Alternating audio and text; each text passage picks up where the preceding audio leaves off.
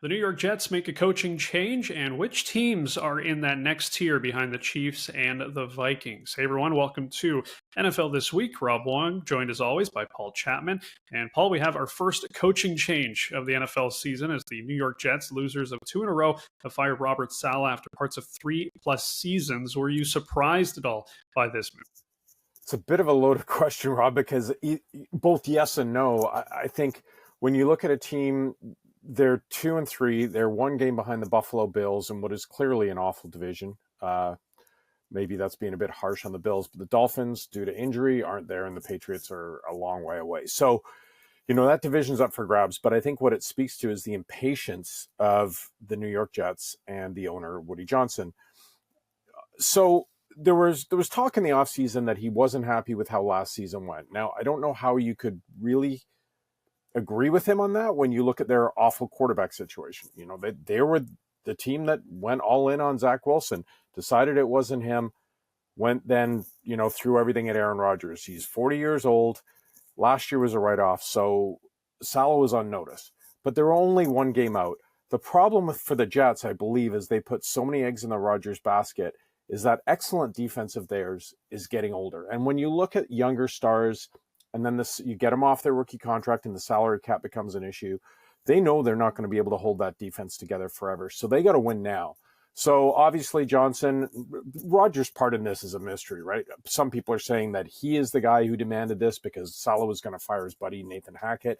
Other people are like, no, this was purely the owner being meddling and impatient. So we'll see what happens the rest of the year. Reports that he was escorted by security out of the building are a little rough to read. Saleh was a good servant, wasn't given much there to work with his first few years, and had a very good reputation as a defensive mind when he was with the 49ers and built them into an elite defense. So, surprised, I guess, if you look at their record and how close they are, but maybe not so surprised considering that these are the Jets. Yeah, absolutely. And it doesn't seem like it's going to be too long before Saleh does land on his feet, as he said, one of the top defensive coordinators in recent memory before taking this job with the Jets. So beyond the New York Jets, which are a bit of a tire fire right now, we've got the Vikings and the Chiefs, the only remaining undefeated teams left in the NFL. But beyond them, Paul, who do you see is in that next tier as far as top teams go? Well, let's start with the AFC because I find it fascinating.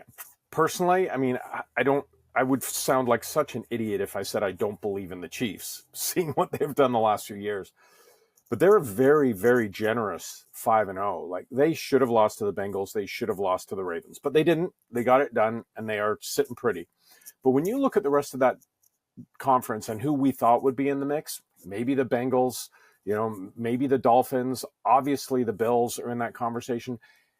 There's some real surprises. Now, the Ravens have looked great. That game against the Bengals last week was a barn burner, but their defense was awful. As good as Joe Burrow is, they were absolutely torched. And if the Bengals had any semblance of, if they had an old Ottawa Rough Riders defense, the Bengals would have won that game. So the Ravens are flawed, but Lamar Jackson is excellent. And I think you'd say the same about the Bills. As long as they have Josh Allen, they have a chance. But who's the next best team? Is probably the Houston Texans. They only have one loss. Do you believe in the Denver Broncos, who have 2 losses? Do you believe in the Indianapolis Colts, who are still leaning on Joe Flacco with Anthony Richards problems?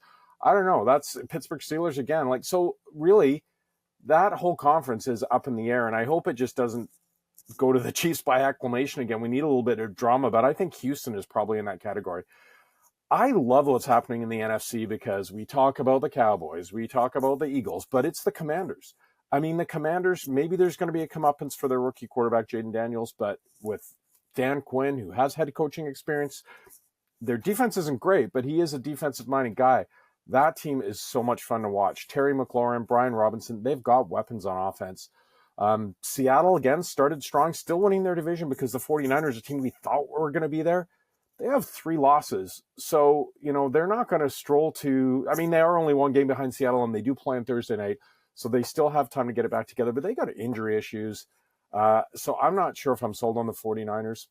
Falcons started not so great, had a couple of amazing comeback victories, winning at the buzzer. Maybe the Vikings from a few years ago who won all those one-score games. I don't know. But ultimately, I think it's the Detroit Lions. They've got the one loss to Tampa Bay, who were a good team.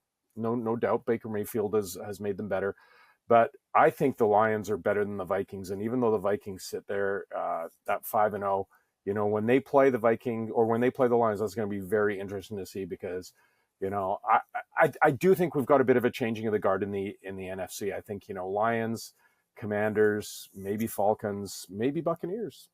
Yeah, well, in such a short schedule type of sport, we'll see how our feelings change heading into the next week, as I'm sure things will flip up and down the standings as we go here. But as always, leave your thoughts in the comments section below. For Paul Chapman, I'm Rob Wong. Thanks for watching, and we'll talk to you next time.